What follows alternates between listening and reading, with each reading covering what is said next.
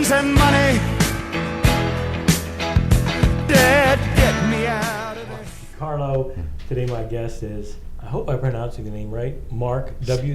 Stolley. Stolley. Yes, sir. Of course. Perhaps I mispronounced your name before. I'm sorry about that. No worries. I've known Mark for a long time. Remember the Stanley Kaplan course? Yes, that was back in the 90s when I was fresh out of college, getting ready to go to law school. Law school, yeah. I taught the preparatory course, and Mark was a very smart young guy in the Stanley Kaplan course. You wound up going to the University of Houston, I believe. Is Yes, that right? sir. Yes, sir. University of Houston Law Center, after finishing Corpus Christi State University, and graduated there in 1995 from the University of Houston. When I was at University of Houston from 81 to 84, it was just brutal. It was so difficult, for me anyway. I don't know how you found it. You know, being a South Texas boy going to a big city like Houston, it was a culture shock. I'm not a big city boy. I grew up in Flower Bluff. I had a boat before I had a car, a little John boat with a little outboard motor, tiller, and plied the waters of Laguna Madre as my backyard, since we didn't come from a landed family, and my backyard was a Laguna Madre growing up. And to go to Houston, it was a shock. Yeah, well, yeah, Houston with the traffic and the crime was really something, but the actual university was very, very difficult for me. You know, the number of hours people would study, et cetera. I wasn't used to anything that extreme. It was a grind, but as I learned later on during my time there, it was 3 years of law school, of course. The first year they scare you to death. The second year they work you to death, and the third year they bore you to death, as I was told. Well, that's a good, I never heard that before. There's a lot of truth in it. I don't know, but by the third year, I think you're also maybe worked and bored to death. Right, and you're, I guess, you've got the rope. You're learning the ropes, and you learn how to pace yourself. The first year, you're just blown away by the amount of reading that you have to do and preparation. And certain professors use the Socratic method, which is the method where they stand you up, usually 3 at a time, and pit you against your neighbor seated next to you, and work you over that way. Let me see. Eugene Smith was famous for that. Did you have Eugene Smith? I believe I did. I had Crump as well. I don't know if you remember Professor Crump. I had him for procedure. I think he did constitutional law primarily. He did, and he also did procedure. I fondly recall Professor Mixon. I don't know if you remember. Mixon. I think you might have been in the same section that I was in. We were in section C the first year, and we had Mixon and Smith, and they were both interesting, very difficult. interesting guys. Interesting guys. You know, I often thought about the universities like that. You know, you contract in, you want to learn, right? It's like an oral contract, good faith on both parts. You want to learn, they're going to teach you. Then when you go in there, I wonder if they're abiding by their part of the contract. But we got through it.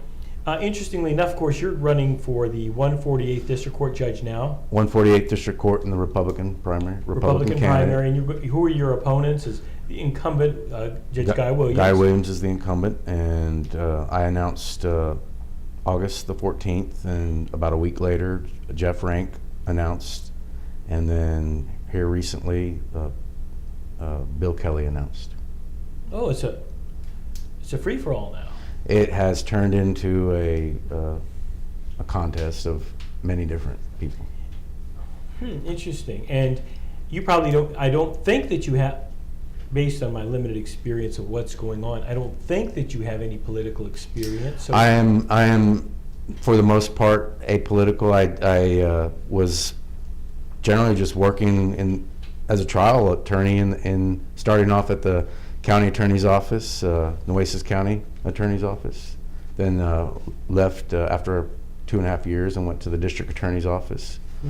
And then was a trial attorney, prosecutor.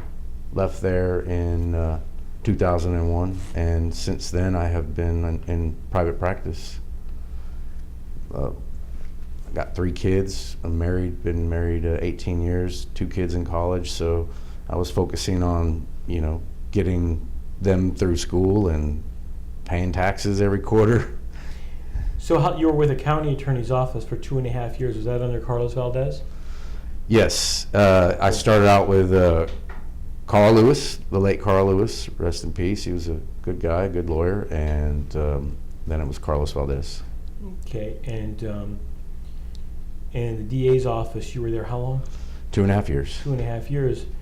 And did you try a lot of larger felonies? Or All sorts of cases. Back then, we didn't have specialized caseloads like they do now. Now you have a child prosecution unit. You had gang prosecutors. You have gang prosecutors. Back then, it was you tried everything and anything. Gang cases, child sexual abuse cases, sexual assault of children, and anything in between.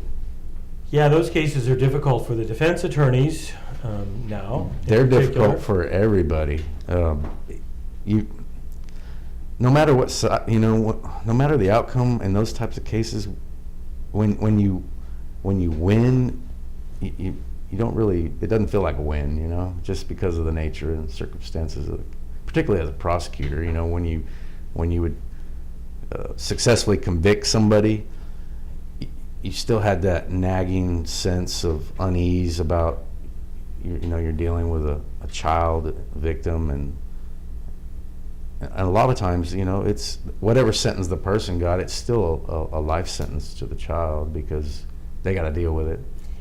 Well, in a way, it's a life sentence to who's ever convicted too, because Right. they've got those sex offender registration requirements. You cannot live near here. You cannot live there. True. You have to be registered. True. So it's It goes on. The collateral consequences go on and on and on, and rightfully so in certain cases.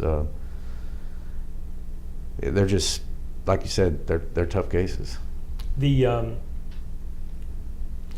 I noticed in your resume you talked about experience, stability, and judicial temperament, and obviously you've done prosecution from the criminal Right. side, and you've done criminal defense Correct. for a while from the criminal side. Are you doing court appointments? I do a lot of court appointments. I do the scope of my practice: criminal defense, juvenile, CPS cases. I represent children as attorney ad litem and guardian ad litem. I do probate, heirship determination ad litem work. I do special prosecution. I'm appointed by, or what they call attorney pro tem, which are prosecutor for the state on conflict cases. Interesting. I do guardian ad litem for settlements involving minors and children involved in personal injury cases. I've tried a civil case before. Well, the special prosecution I think is interesting. In other words, if the DA's office, I guess, has some sort of a conflict of interest of some sort, and they need to try someone, you may be actually hired. I'm appointed either hired by the prosecution office themselves or appointed by the courts. I've done that for Clayburgh County, and I've done that for Nueces County, my home county. How do they pay you on that, per hour or what? You turn in a itemized fee voucher, and they pay out Oh, I see. a reasonable fee. Similar to, I guess, some of the court appointments, Court correct. appointments. How I don't know if I should get into this, but I don't know if it's been discussed even on this show for many years. But there's always been a discrepancy about how much court-appointed lawyers should make. Are they making too much? Who gets the appointments, etc. And I think on a lot of the pleas, God forbid I laugh, they pay you like a flat fee, right? You either check off for a flat fee, and it gradually increases based on the level, from a state jail felony, which is the lowest level, to a capital case, which are higher levels, and you check off whether or not you want to, in extreme or extraordinary circumstances, and then they require you to itemize, and so you itemize your bill, and you put in what your case activity and what you did, and then there generally is a multiplier of a little more in court hours and a little less for out of court hours. If you just did criminal court appointments in Nueces County, could you make a living, do you think? I think you could. Could you? It just depends on your experience. I do cases in 7 counties in the region, and Yeah. I accept court appointments from 7 counties in the region, and that goes from up north, the Aransas, San Patricio, B, Live Oak, McMullen, Nueces, Clayburgh, Kennedy, and I used to do Refugio, but I didn't want to stretch myself too thin, so I do most of those counties also, except for maybe McMullen. Right. I do those counties also, generally within an hour. Yeah, one contiguous county or maybe one over. Yeah, The ride's not too bad. It's actually better out there than driving through Corpus, I find. Gives me some time to think. think about the past, though. I'm just joking. Sometimes bad things you think about when you're Think during about those drives. you think about what you're going to say and how you're going to put things together when you get to court. Then you talk about stability, and of course you have stated that you're stable. You've been married for a while. You have children in college, etc. Yes, sir. And judicial temperament. So, like, you never just feel like yelling in court. You never say, "Hey, I'm mad." I'm just joking. Well, I mean that the whole part of being as you have been for many years, a lawyer. A lot of it is being able to just maintain the proper decorum and maintain your professionalism. Yeah. And that sometimes is a struggle, because you come in our career, we come across a lot of different people that who have all sorts of personalities and all sorts of temperaments themselves, and some people intentionally try to get under your skin. Some people don't know they're trying to do it, but are doing a good job at it. And we just have to maintain that. It's a skill level. Yeah. And as you get older, you learn the skill level, you learn the game, you learn the socialization, I guess, right? Right. And I can't. And I was just joking about it because I really haven't, had any issues in the courtroom many years. And I haven't seen you have, at least in my experience. Yeah. I mean, we've dealt on opposite sides of Yeah. cases when I was a prosecutor, I recall, and Yeah. you were always prepared and came in and ready to go. Yeah, when you're younger, you may have a chip on your shoulder, or you have something to prove, or that maybe you're not totally socialized, into the professional world. Law school doesn't even do that perfectly, does it? Law school, there's a practicality aspect in law school that is totally lacking, from filing a subpoena to filing a motion Yes. to Yes. talking to a court manager. That's right. To Scheduling calendaring cases. Right. In other words, they teach you this theory, and in fact, it could be very difficult to. It could be very difficult, a lot of these practical aspects, to know what to do.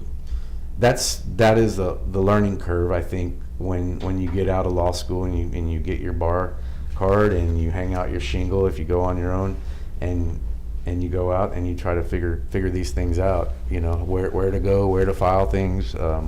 Right. I guess if you maybe practiced under an older attorney for some period of time, maybe that would make a difference. I didn't do that. I took a job in Corpus Christi, and I didn't like it, so I went on my own, pretty much cold. Right. So you learned it that. Well, that used to be the old model, I believe, from what I understand, is you used to go into under a apprenticeship mentor. And Yeah, I tell you why part of that was, and this is an interesting kind of story. I started practicing right when you could buy your own copying machine and you could buy your own PC and all that. Before that, it was so expensive you'd have to share it. Right. So you couldn't practice by yourself. But I started right about that cusp around January of '86, where they got rid of all those high-priced salesmen, and you could go to Sam's or something, or buy that stuff cheap. So it was possible. Right. So I think I was the first attorney. I may be the first attorney that I know that did that, practiced on their own, put out your shingle by yourself. Before that, it wasn't feasible because of the cost of those copying machines. Right. Yeah, I've been fortunate enough to have the computers there and right and the copying machine. But there's disadvantages, aren't there? You see how you've probably already been on your phone maybe for your practice, etc. Yes, there is. Really increased, in difficulty in terms of the. And then we have paper as well as computer files now. So e-filing has been learning the system. Of course, anything new is hard, but e-filing with the clerks has become simplified, more easy to use, more efficient. I don't have to drive to go file something. I don't have to change the certificate of service when my secretary gives me the motions and I forget to file it, and I review, sign, and she does it, gets it going. If you win the 148th, that's 148th, correct? Correct. If you win the 148th District Court, do you intend to make any changes, practical changes, or do you see anything that you would like to implement as a judge? I think in the 148th, the online, I don't believe the online jury, where they bring them all in, I don't think that's been implemented in the 148th. I think that's been quite efficient for the courts. I have seen positive feedback. I've been to a judges meeting. They have a board of judges meeting each month, and I'm hearing the feedback from the other district judges. I'm hearing the feedback from some of the county commissioners that it is streamlining the process. It's saving people time, and it's ultimately saving the county money, because when you don't have to bring those people in, you don't have to pay them jury fees. Okay, so it'll save money if they're not brought in, if they just Correct. register online. Register online, and then able to get, as you said, by your phone, alerts or emails or text messages that the case is settled or there's no longer a need for you to come in. So they can just be getting these messages online or by phone, and be able to not have to come into the court and sit down and wait for an hour or 2 or 3. What does so it's one idea, and what does the job as a district court judge pay in Nueces County? A good question. I think it's $144,000 if I'm not mistaken. $144,000. Yeah. And they take out taxes, so Yes, it's sir. 110 probably. Right. Just joking. Yeah, I know. But I think there's other things they do too, right? What do you mean? I don't know. Well, you get benefits. Yeah, of course you get retirement, benefits. and Aren't there other boards or something you get paid on? Maybe not. I don't know. I'm not sure about what the other things you might get paid on, but Okay. I think you get, of course, retirement and health insurance and matters like that. Those of us practicing on our own don't really receive much in the way of benefits, and We make our own benefits as we go, and pay what we can afford. And here recently, that's been an issue. I mean, getting good coverage with a decent deductible and has become more and more expensive, especially when you have family. I mean, I've got 3 kids and my wife and I, and as I said, 2 are in college, and it's gotten more. My understanding is it's gotten more expensive under the Affordable Health Care Act, health insurance. Has that been your experience? yes, it has. Yes, unfortunately, it is not as affordable as the name suggests. Right. And I saw online too that you had volunteered for some of the hurricane. I'm glad you brought that up. Which I think is great. I mean, I'll be very frank. I'm not in the loop with the lawyers probably as much as I should be in terms of what they're doing and all. But I think it is great. I was able to donate some money and some clothes and all that. But I think you actually took your time to go out, right? Yes, there was a group of lawyers and judges that spearheaded by Lisa Greenberg, who's a local attorney. She invited me, asked me to help. I said sure. I thought my chainsaw days were over, but I had a working good chainsaw, and went out to Ingleside and met a lady that we were assigned. My wife and I. My wife came with me, and there was a big group of judges from Nueces County and big group of lawyers. We each got an address, and we each showed up, and I went to this lady's house that never met before, but obviously she could have been anybody's grandmother or aunt or somebody that you would want to help because you see that they needed the help, and somebody that couldn't afford to pay for the help. So we went as a group. There was some ladies there. I think her daughter was also there with her daughter, so there was some generations there of the lady that we were helping, and trees were everywhere. Trees were down everywhere. We started chainsawing and dragging out to the curb, and ended up with a huge pile of trees there for the city service to come pick up, and that was great. She was very appreciative. From there, I've been to Port Aransas. I have there's a group of folks out there. It's called Cowboy Camp David. They are basically a food kitchen serving there at the corner of Allister and I believe Avenue C. And they have been there almost since the storm came in, and it has turned into a grassroots feeding of thousands of people. They've been getting donations from all over the place. I think a NASCAR driver came in and just said, "You guys are doing a lot of work." That was in Refugio? In Port Aransas. Oh, okay. And I forgot the NASCAR driver's name, but my understanding is he just came up and said, "I heard you guys are doing a great job," and handed them a wad of cash for their donations.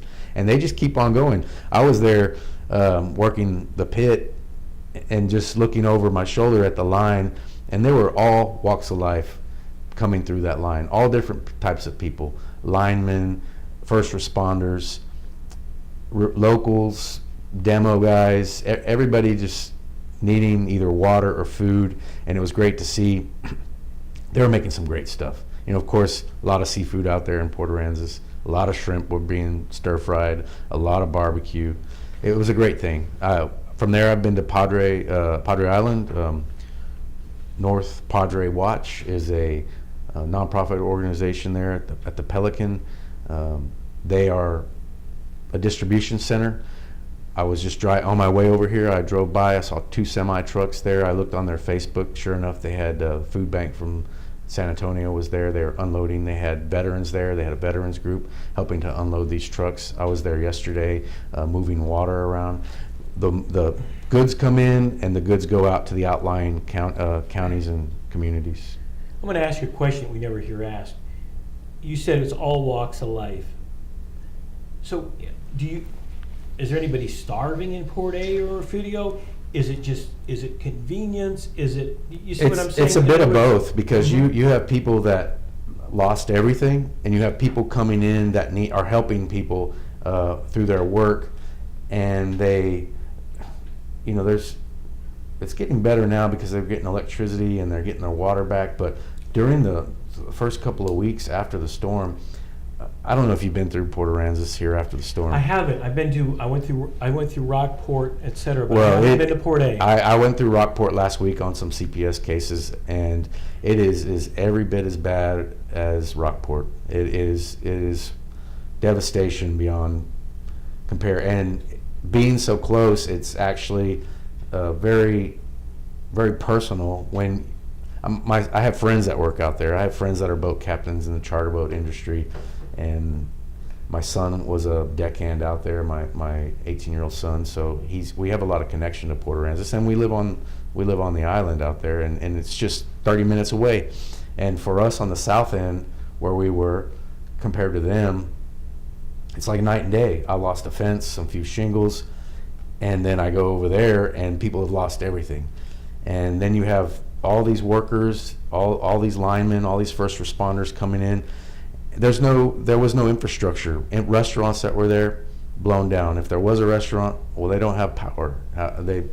So you have a need. The issue is it's a sustained need, because they're going to take a long time, years, to get back to where they were.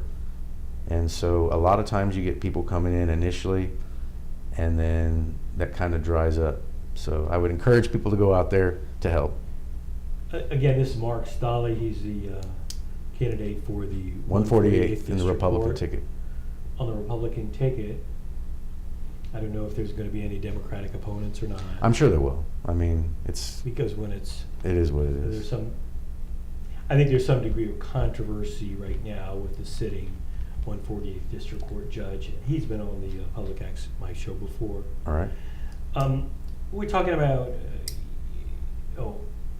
I think it's great that you were able to go out there and see what's going on. You wonder, though, you live on the island, right? Live on the island. I was originally from Flower Bluff, graduated from Flower Bluff in '87, and I manage my mom's properties. My dad passed away, but my mom's got a few properties in Flower Bluff that I manage. And I've actually had older friends for the family that I've helped out there, ladies needing a refrigerator moved. Did you ever, have you thought practically, man, I'm going to have to reconsider living out on the island, or I'm going to have to get ready better, or I'm going to have to, did this cause some degree, because it did with me, because, you know, you think, man, I better put some hurricane shutters next time. I better be being such a cocky jackass. I better, you know. You don't mess with Mother Nature. I'm a lifelong surfer, and I've been in surf well over my head, and you always know that the moment you think you're disrespectful to Mother Nature, you're going to get slapped down. So, with respect to the hurricane, I was an infant when Celia came around, but my parents told me a lot about it. They stayed. I remember Alan quite well because I was a teenager then, and but I've also had some practice runs with other storms on the way that have been headed towards us but veered away. So luckily I have the storage with all the plywood ready to go, and you got all that going? It's pre-cut, it's ready to go. I use the ply locks, so I guess that's a plug for them, but you put it on there. The fact of the matter is, if just as you see in Port A and Rockport, if we take a direct hit from a storm, you can do a lot, and you might get lucky and you might have really good construction and have less damage, but you're going to have some damage. I did notice in driving through, and I guess this is the strength of the new hurricane codes. The older homes got hit hard, and right. that they were, I guess, the pre-hurricane strap. You know, when you have joists and joints, those homes seem to fare a lot worse. The older homes, the newer homes, when I'm driving through the areas that had the hurricane code specs they were built to, fared a lot better. The metal roofs did really well. The composite and the tile roofs didn't do as well. The metal roofs did real well. Yeah, they did. So that's driving through, and I've been through Port A and Rockport and noticed that. I think part of it, though, with some of those older homes that you're talking about, a lot of those older homes were just a poorer building, a poorer home.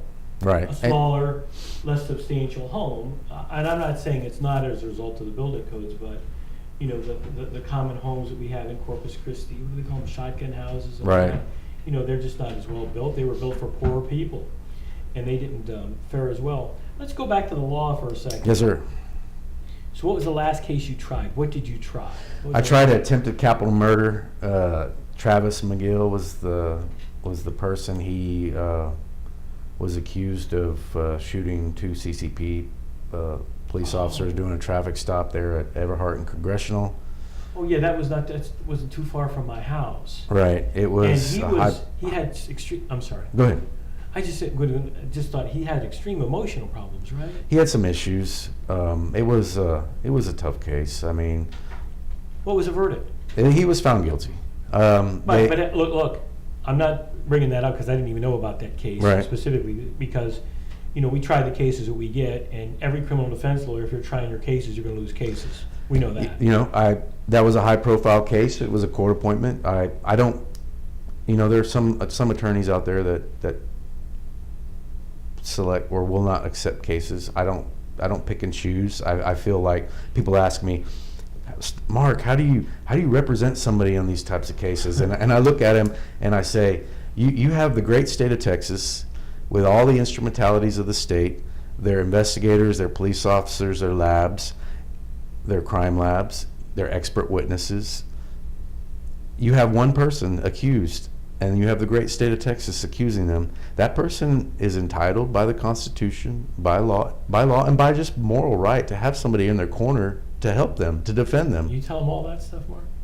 I'm just teasing. When I get into serious discussion, when I get into serious discussions, because some people go, how do you represent somebody that's done that to a child, or how do you represent somebody that's done that to a police officer? It's such a ridiculous question to me. Number one is they don't know they're guilty. A Well, lot of times I don't know. Do you always know if they're guilty? I don't even ask them, to be honest with you, because that's not even the issue. That's another issue. But even as a case progresses, and if you never ask, you don't always know. Right. So and there's rules of the game that are laid out, that if you abide by ethically, I don't know what these people are asking, but you get those questions. Yeah, and over 23 years of practice, yeah, you get them. You get know, them, and particularly in the more serious, high-profile cases. You know, I've never liked when they say high profile, because to me every case is the same. Just because somebody decided it's supposed to get a bunch of publicity, it's no different. Exactly, they're all important to the person and to the state. Well, and then because the media decided it's important. Right. I've gone into courts before. One time I went to court, I saw these cameras. I didn't know it was any different than any other case, and I don't know.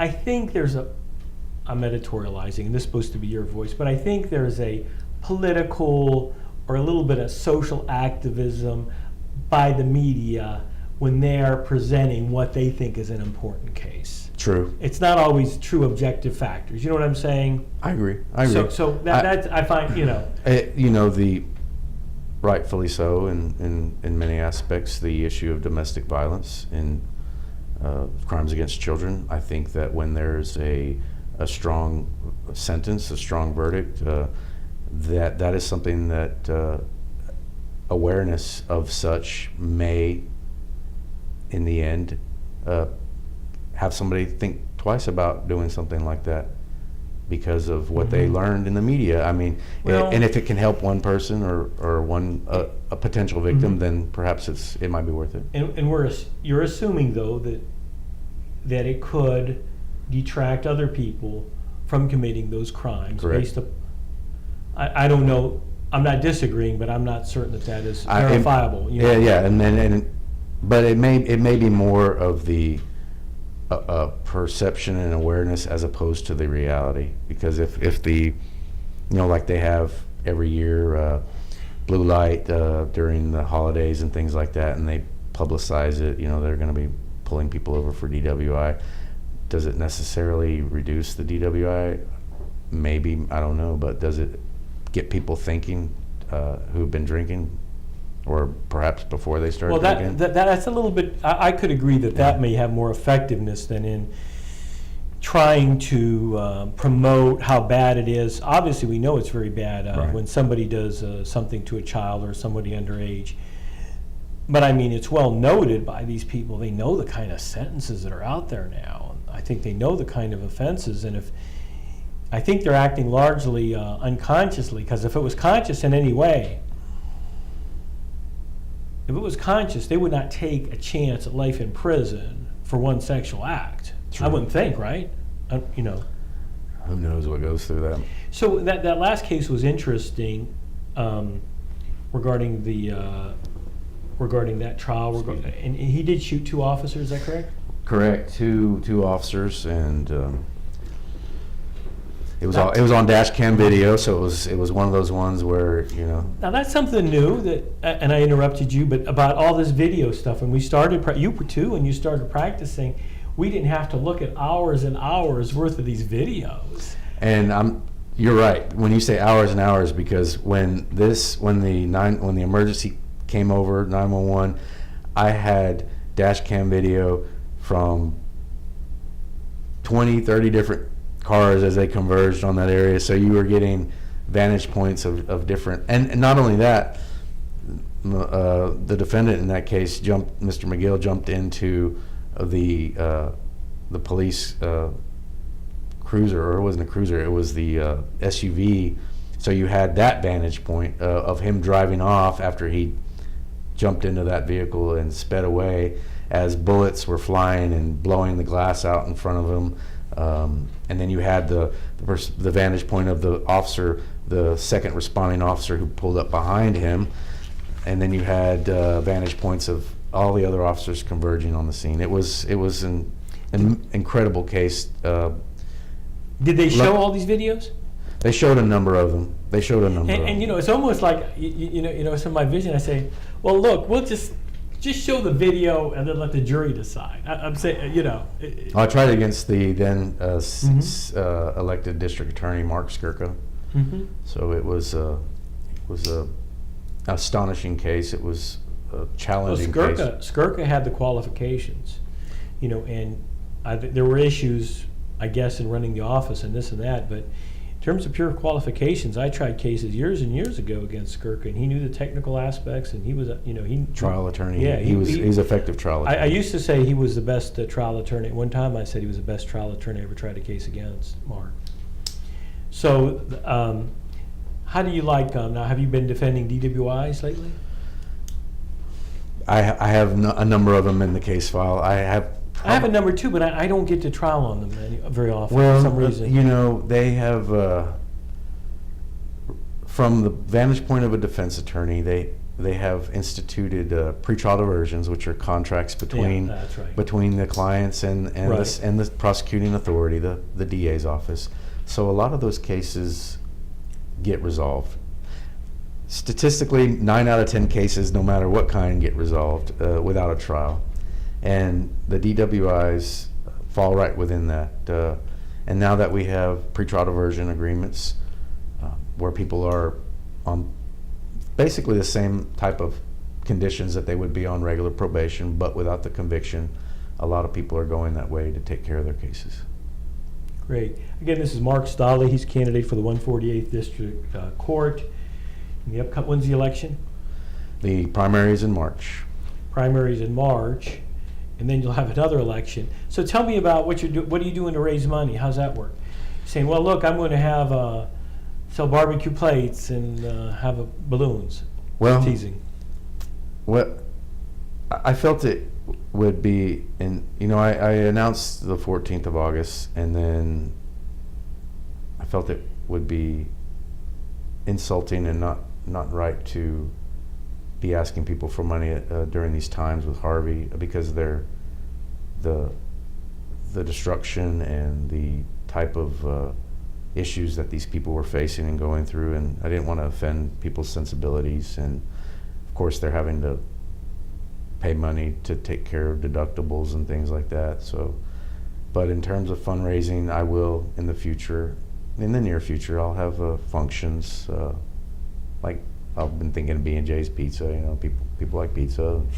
Might have it at a pizza and beer, somebody's house, or I've had people come to me and support me already and give me money. But that is an important aspect of a campaign. And it's also an uncomfortable aspect, because I don't generally go around asking people for money. It's just uncomfortable to do.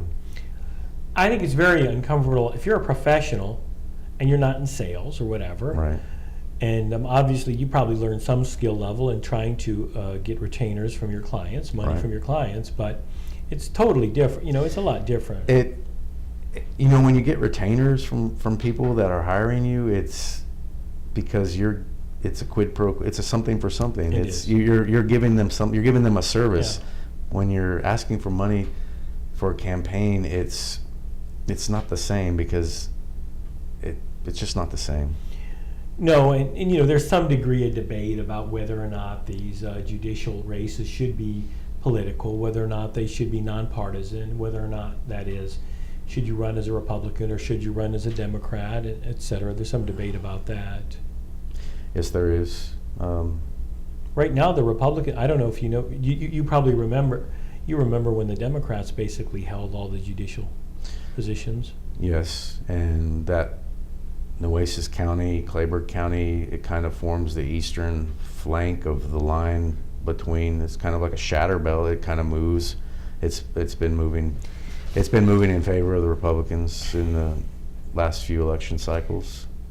But yeah, I remember quite well. And I took some. Not always, you don't do all this stuff. You're not always right, but I did try to be active in this show and opening up the scene for the Republicans running, not only for the judicial races, but et cetera, for other races, and so on. And I'm not saying that was good, but I think it was good for the judiciary. Since I've been practicing, the judiciary here is markedly better than when I started practicing. That I would say. I think, and obviously you probably remember some of the old times. We had some rather intemperate judges back in the day. You probably remember some of them. They were intemperate. Yes, they were, yeah. You made you made sure you didn't try not to get on the wrong side of several judges. Yeah, 'cause and then they, you they were, could be vindictive, some of them, and then be in I the think, crosshairs. I think right now we're in probably a much better position than we did some years ago when I started in I generally have January of '86. I generally have good professional relationships with judges in the area because I respect the seat and the position of authority, and that's what we have to do as attorneys is respect the judiciary because of the position, the seat, the office. So you say, Your Honor, when you go in court? I'm just joking. So are you going to let it so I could go into court like this, man? When I go in, when you're, I'm just teasing. We all have to follow it. You know, we got to wear all this stuff. It costs me a fortune. I got all these ties and suits, man. It drives me crazy. But I'm not complaining that the women don't have to dress. I'm not saying nothing. I'm not saying that it's discriminatory against men. I'm not saying that. I think the ladies I'm have just more teasing. options. They do have more options than the Oh, guys. you think so? I've been in court with tennis shoes before, but hey, I'm not complaining. Or we get to I'm wear just trying to boots. earn a buck. You get to wear boots. Oh, well, you know, that's true. You know, there was some issue, I think it was at an East Coast federal courthouse, wherein they said that the U.S. Marshals didn't want the attorneys wearing boots for fear they could be used as a weapon. You know, that was kind of. Well, you know, have you seen some of those boots before with the Well, I guess steel we got tips the and steel tips and that, yeah. So, since we're bringing up federal court, have you ever practiced over there? No, I don't. I've made my living and done my experience in state district and county courts. Yeah. Well, it's similar. I have been asked, and several times throughout the year, and I've been tempted to go over there, but Are you licensed up there? no, Yeah, no. you have to get licensed. Well, you know how it is, as you're saying, the same way in the counties. You pick the counties that you wanted to practice in, and you don't want to spread yourself too thin. Right. So everybody has to make an intelligent response. Does the 148th do much in the way of civil cases? Yeah, lawsuits, they all have that? they have civil jurisdiction, but they're in large part a felony criminal court and family law. They do family law, and they do civil cases. A lot of the civil cases now with the concurrent jurisdiction with the county courts of law are going down there to county courts of law. The juries are smaller, 6 instead of 12, and I think they can get to their case I tell you what sooner. I tell you what I think happened. Again, I say some strong things on the show where I figure why have it and who's gonna. Some years ago, the county court judges were markedly better than the district court judges, and many of us thought fairer. So when that jurisdiction came up, many of the civil cases we said we're going to file them down there. Now that it's more equitable, I think people are just in the habit of filing them in county court more Right. than anything else. It is true there's six people sitting on the jury, but that could work for you. What's a big difference that you've seen between trying a felony with 12 jurors versus trying a misdemeanor with 6 jurors? What's the big difference you see?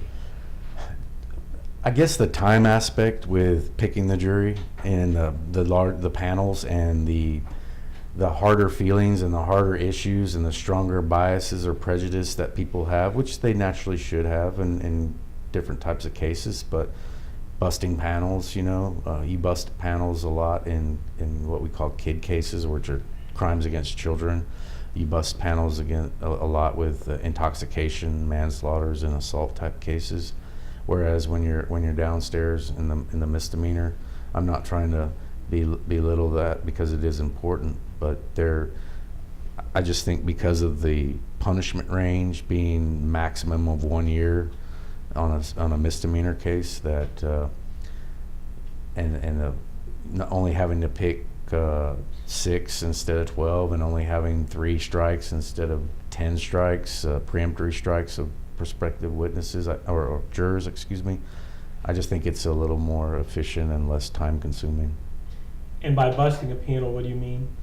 Well, you have to have a certain number of jurors qualified jurors in order to be seated. And if people are struck for cause, which are legal reasons why they cannot sit. For instance, I cannot be fair. I've already made my mind up. I cannot follow the law. I cannot follow the range of punishment. That person by law is struck. Each side on a felony case, state or defense, gets 10 strikes. We can preemptory strikes. We can strike generally for any reason except for race, religion, sex, other protected class areas.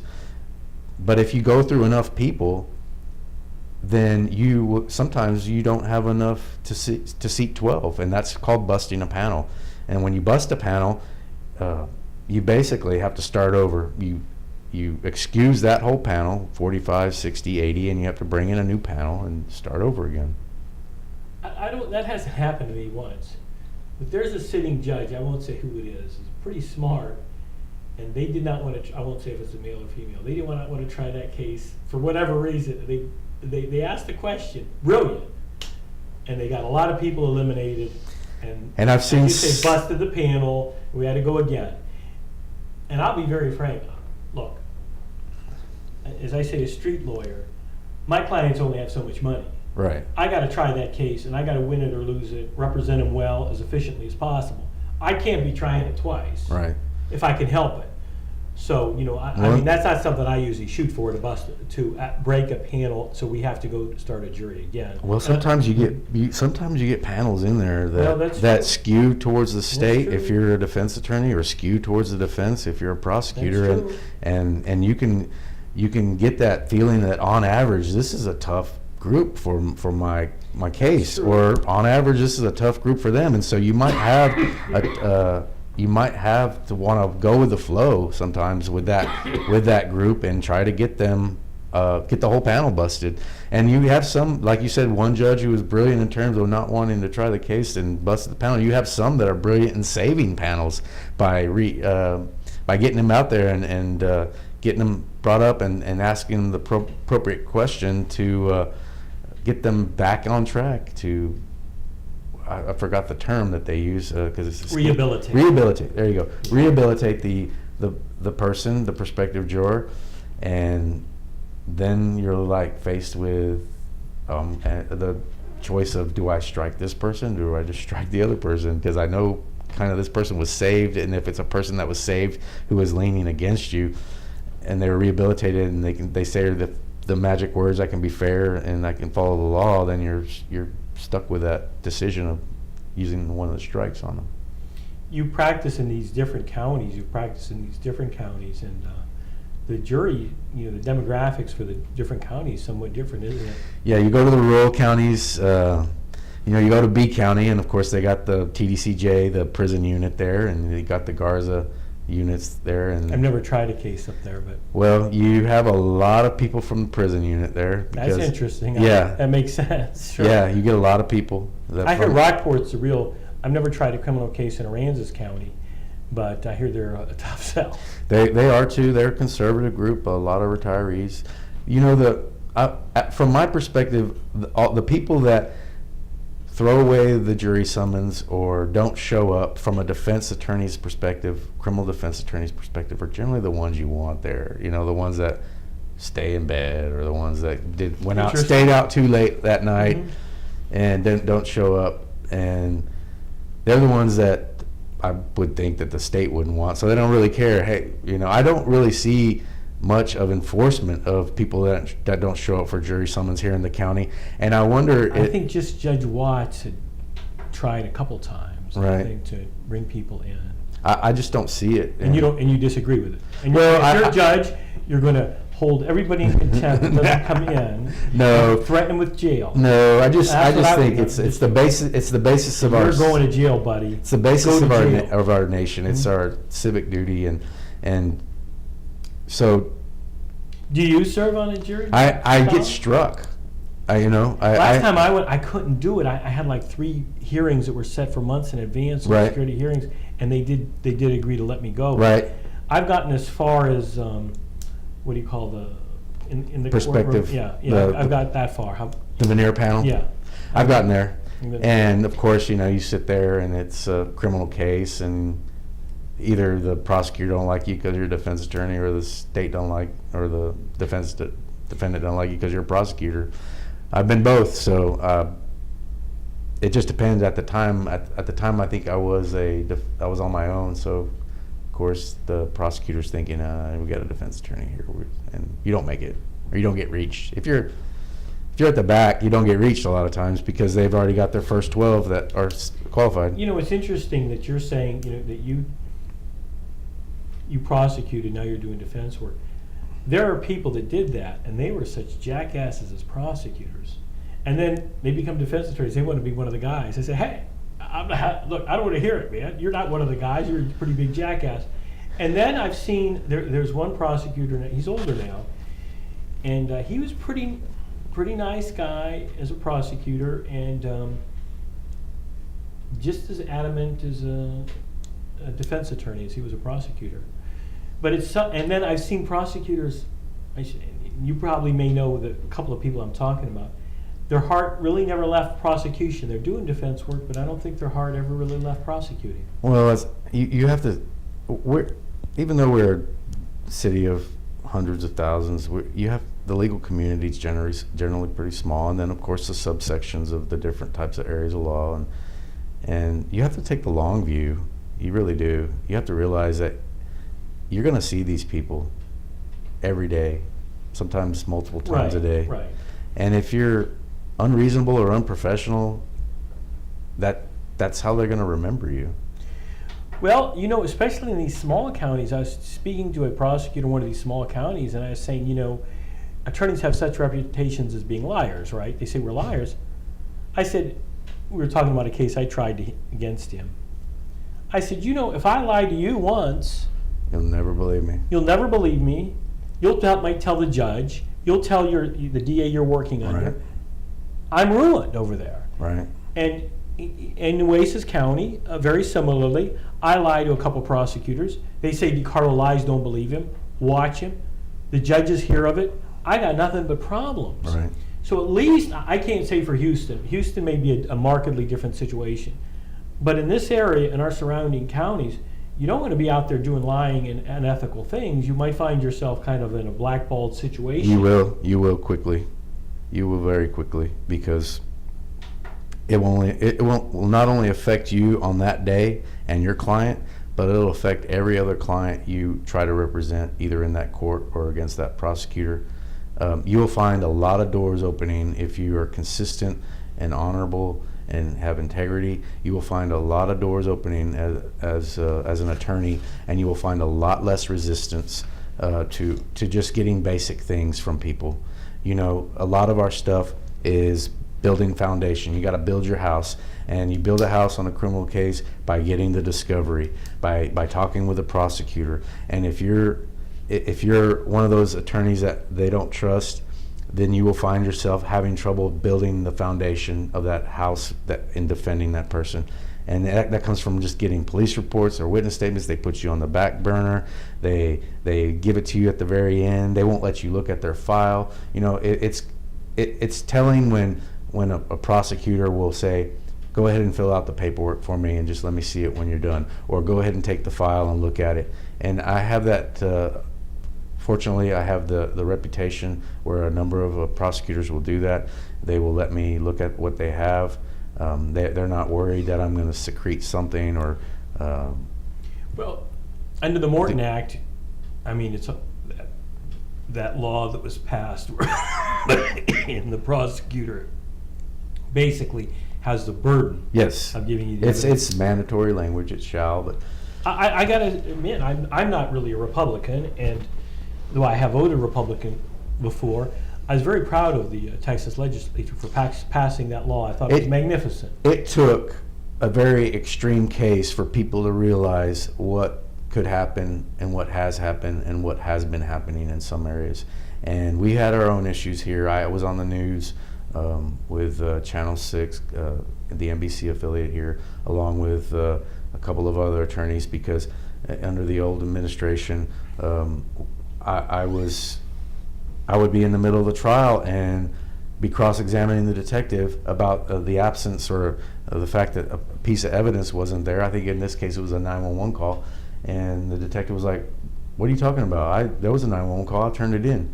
And lo and behold, the thing I've been asking for all along, the thing that had been told on the record didn't exist, is the thing that I'm finding out in the middle of the trial. And what do they say? I just found it, Judge. Is that what they said? They look That's at what you they'll like, say. oh, it's just it was just an oversight. But when you're that case was a repeat sex offender, looking at automatic life, and I developed my case and I developed my defense based on what evidence has been given to me by the state. And if they're telling me something doesn't exist, then I prepare as if it doesn't exist. And this Right. was a 911 Your call. theory of the case, et cetera. We got 3 minutes left, but Yes, go ahead sir. and finish up. Well, I mean, when something as crucial as a 911 call is not there, there's a lot of things that you can learn in a 911 call. The tone, the inflection, what is said, is it consistent with what they later said? And when it's not there and then it shows up, then it kind of blows things out of the water. Absolutely, but you know, I would say that it is also true that as you would say, the discovery or the evidence with tape recorders, et cetera, is so massive now that it would be easy for them to overlook something, correct? That, or it would be really easy just to make sure they got it to you. It's Mark W. Stolley for the 148th District Court. Thank you very much. Thank you for bringing me over. Attorney here in Nueces County, and good luck, Mr. Stolley, for the judicial race in, when is it? The 148th District Court, the Republican primary, March of next year. 2080. Thank you very much. Thank you.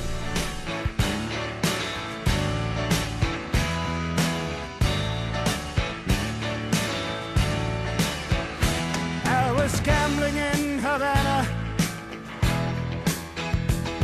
I took a little risk. Send lawyers, guns, and money